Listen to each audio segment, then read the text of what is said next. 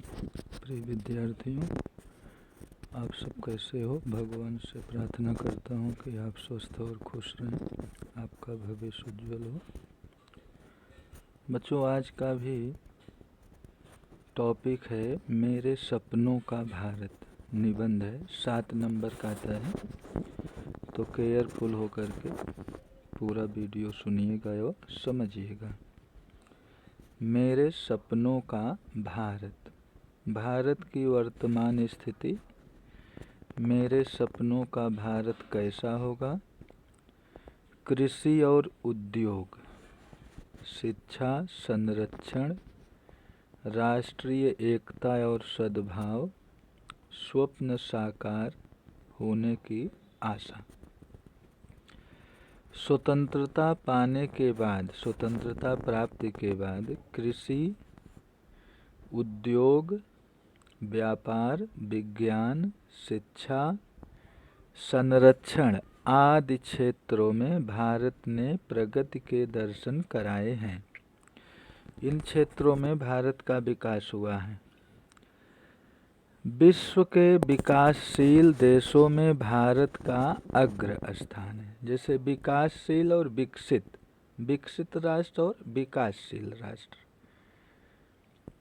तो विकासशील देशों में भारत का अग्र स्थान है। भारत जो है आगे है डेवलपिंग कंट्री में। इसके बावजूद हमारा देश अपनी मूल समस्याओं से मुक्ति नहीं पा सका। जब मैंने अपने देश की वर्तमान तस्वीर देखता हूँ तो लगता है कि यह मेरे सपनों का भारत नहीं है। मेरे सपनों का भारत तो वह भारत है जिसमें गांधी जी के राम राज्य का आदर्श होगा। वह ऐसा भारत है जिसके लिए हमारे देश के शहीदों ने अपने अनमोल प्राणों की बलि चढ़ा दी थी। मेरे सपनों के भारत में स्वराज्य ही नहीं बल्कि सुराज्य भी होगा। मेरी कल्पना का भारत सब तरह से एक फलता फूलता देश होगा। गाँव में किसान अपनी भूमि के मालिक होंगे, उनके खेतों में हरियाली और उनके जीवन में खुशहाली होगी। शहरों में उद्योग धंधे फलते फूलते होंगे। मिलों कारखानों में प्रसन्नता से काम करते हुए मजदूर देश को समृद्ध बनाने में जुटे होंगे। देश में न किसी के सामने बेकारी का प्रश्न होगा और न भूख किसी की मृत्यु का कारण बनेगी। सपनों का भारत कैसे होना चाहिए कि समाज में किसी भी प्रकार की छुआछूत ना हो, बेरोजगारी ना हो और कोई भी भूख से ना मरे। हर एक के पास रोटी, कपड़ा और मकान रहे। कोई जो है व्यक्ति अभाव में ना जिए।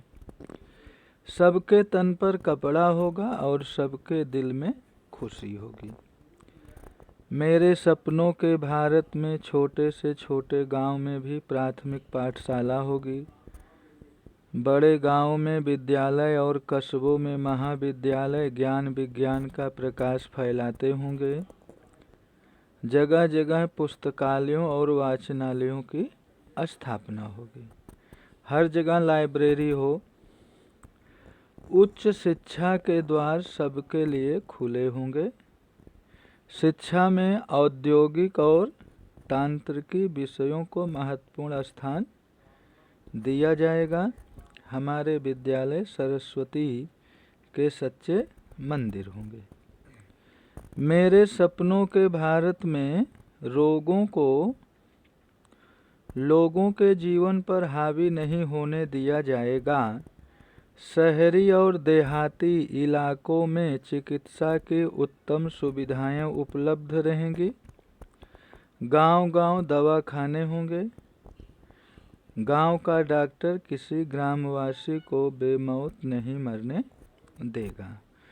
सपनों का भारत कैसा होना चाहिए कि हर एक गांव में क्लिनिक हो, दवाखाना हो, स्वास्थ्य हर एक का जो है स्वास्थ्य ठीक हो, चिकित्सा की उत्तम व्यवस्था हो, कोई अभाव में ना जिए। इस तरह से सपनों का भारत होना चाहिए। हमारे देश की संरक्षण व्यवस्था लाजवाब होगी। हमारी सेनाएं शत्रुओं को हमारी सीमाओं पर बुरी नज़र डालने नहीं देंगी। देश में कानून का सख्ती से पालन होगा। चोरों, डाकुओं, तस्करों और काला बाजार करने वालों को अपनी काली कमाई के दरवाजे बंद कर देने पड़ेंगे। भ्रष्टाचारियों और देशद्रोहियों को कड़ी सजाएं देकर उन्हें उनके कर्मों का फल चखाया जाएगा। यानी देश में कड़ा कानून हो। जो तस्करी करते हैं, चोरी करते हैं, भ्रष्ट लोग हैं, उन पर जो है कड़ी कार्रवाई हो। मेरे सपनों के भारत में सभी देशवासी एकता के सूत्र में बंधे होंगे। हर एक कम्युनिटी के लोग एक रहें, एक सूत्र में बंधे रहें, मिलजुल कर रहें। उनमें प्रांतवाद, भाषावाद तथा धार्मिक संकीर्णता का विष ना होगा। सब खुले दिल से राष्ट्र को सुखी, समृद्ध और शक्तिशाली बनाने में लगे होंगे। समाज में ऊंच नीच, जाति पाति आदि की दरारें ना होंगी। समाज में जो है जाति पाति, ऊंच नीच का कोई भेदभाव नहीं होना चाहिए। छुआछूत का कोई भेदभाव नहीं होना चाहिए। दहेज जैसी कुप्रथाओं का कहीं स्थान ना होगा। इस प्रकार मेरे सपनों का भारत एक महान और आदर्श देश होगा। सारा विश्व उससे प्रेरणा लेगा। काश मैं अपने सपनों के भारत को अपनी आँखों देख सकूं।